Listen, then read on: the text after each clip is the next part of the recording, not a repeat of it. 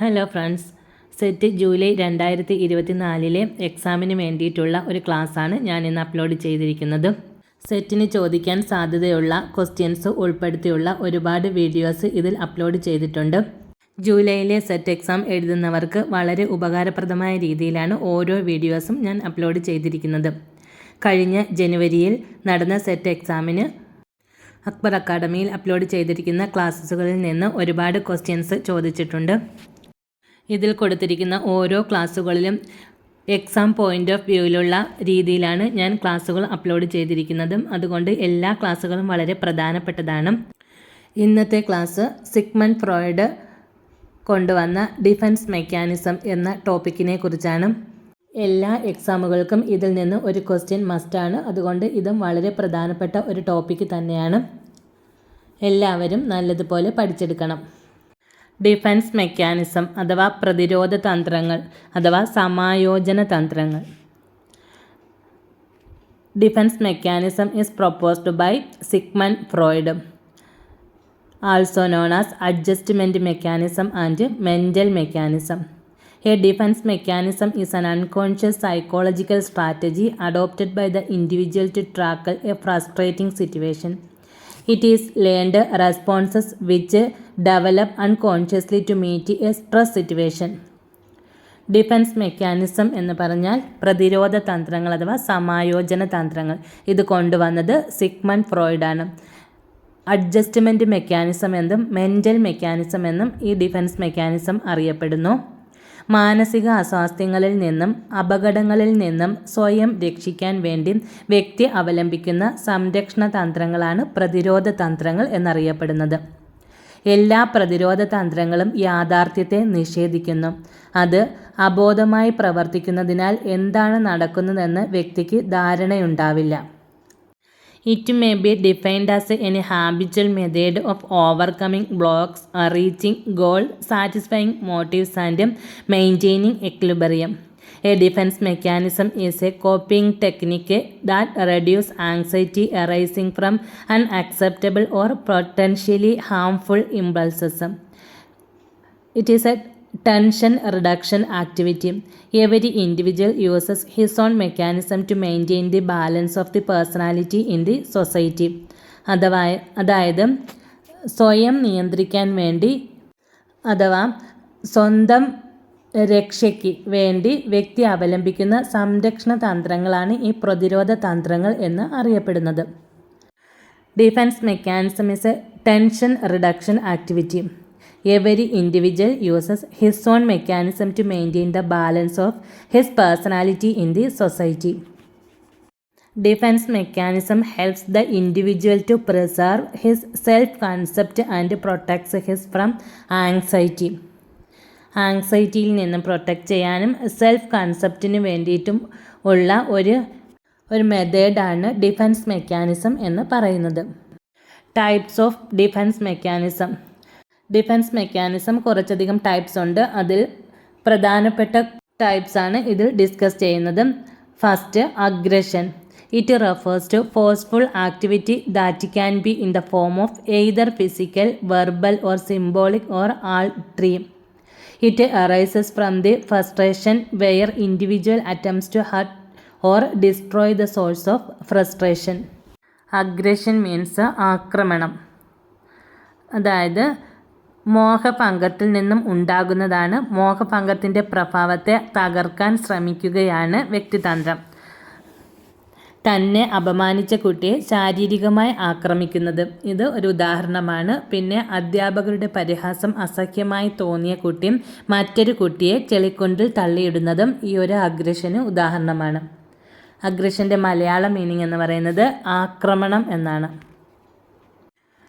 Extra punitive. Aggressive attitude, frustration to another person. Intra punitive means frustration to himself. Next type of defence mechanism is compensation അഥവാ അനുരൂപണം. കോമ്പൻസേഷൻ്റെ Malayalam meaning ആണ് അനുരൂപണം.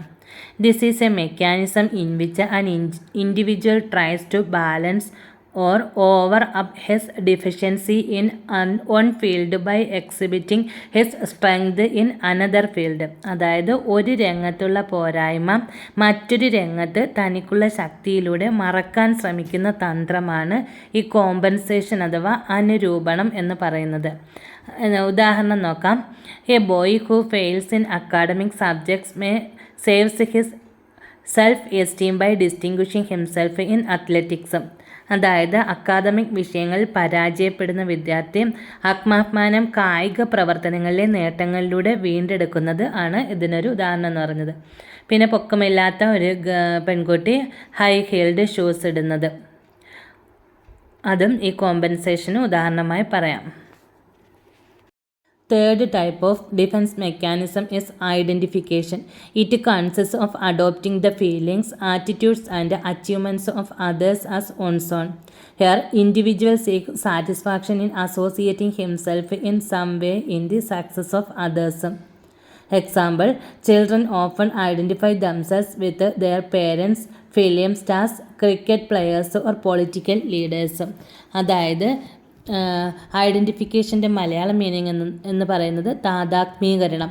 ഇതിൽ വ്യക്തി ഏതെങ്കിലും വ്യക്തിയുമായോ സംഘവുമായോ സ്ഥാപനവുമായോ താദാത്മ്യം പ്രാപിച്ച് അവയുടെ വിജയത്തിൽ സ്വയം സംതൃപ്തി നേടുന്നു.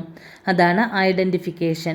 കുട്ടികൾ പലപ്പോഴും മാതാപിതാക്കളുടെ സിനിമാ താരങ്ങളും ക്രിക്കറ്റ് കളിക്കാരും ആയോ താദാത്മ്യം നേടി അംഗീകാരത്തിന് ഒക്കെയുള്ള തങ്ങളുടെ ആഗ്രഹം സാധിക്കുന്നു. Fourth type of defense mechanism is projection.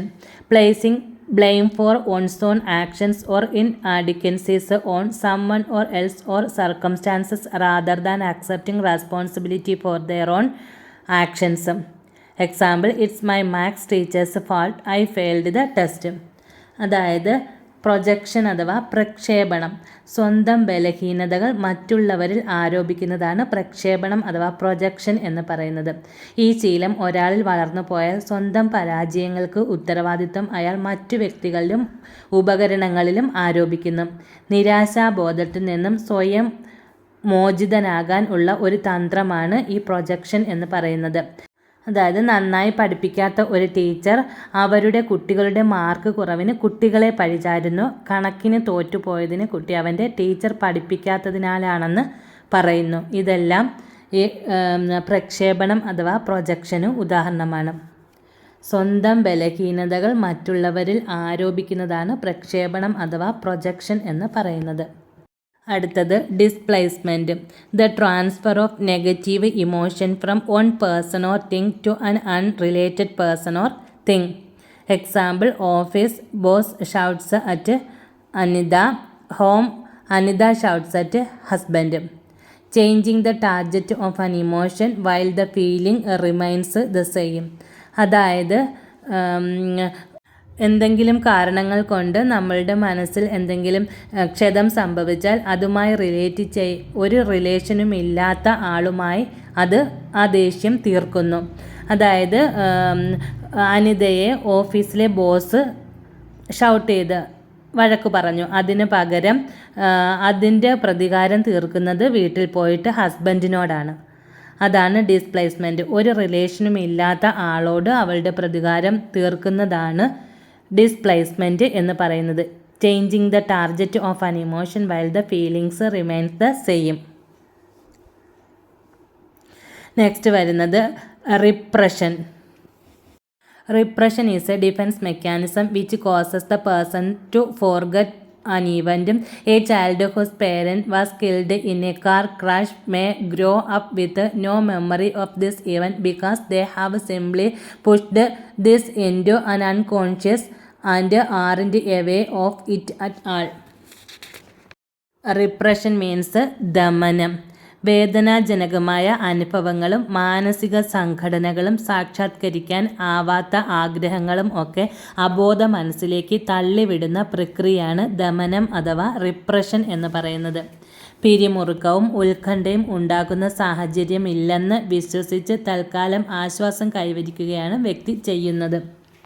അതായത് നമ്മൾ ഒട്ടും ഓർക്കാൻ ഇഷ്ടപ്പെടാത്ത കുറേ കാര്യങ്ങളുണ്ടാകും. അതിനെ അൺകോൺഷ്യസ് മൈൻഡിലേക്ക് തള്ളിവിടുന്ന ഒരു പ്രക്രിയ, ആണ് ഈ ദമനം അഥവാ റിപ്രഷൻ എന്ന് പറയുന്നത്. ഒരു കുട്ടിയുടെ കുഞ്ഞുനാളിൽ അവരുടെ പേരൻസ് കാർ ആക്സിഡൻറ്റിൽ മരണപ്പെട്ടു. അത് വളർന്നു കഴിയുമ്പോഴേക്കും അത് സ്വാഭാവികമായും അത് മറന്നു പോകും. അതായത് അവൾക്ക് ആ അൺകോൺഷ്യസ് മൈൻഡിലേക്ക് അത് തള്ളിവിടും.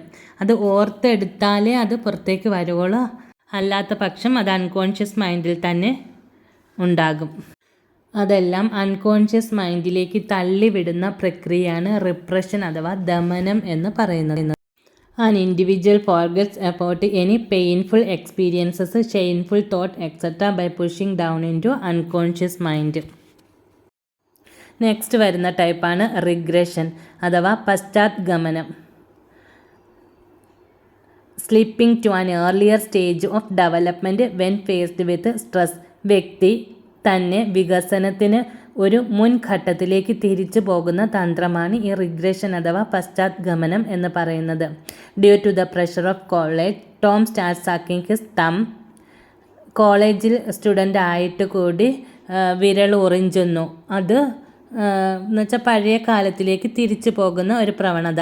ഒരു പുതിയ ശിശു ജനിക്കുമ്പോൾ മൂത്ത കുട്ടിക്ക് മുമ്പ് കിട്ടിയിരുന്ന ലാളന ലഭിക്കാതെ പോകുന്നു. മാതാപിതാക്കൾ തന്നെയും കൂടുതൽ ശ്രദ്ധിക്കാൻ വേണ്ടി കുട്ടി കരയുക, കിടക്കയിൽ മൂത്രമൊഴിക്കുക തുടങ്ങിയ പഴയ ചര്യകളിലേക്ക് തിരിച്ചു പോകുന്നു.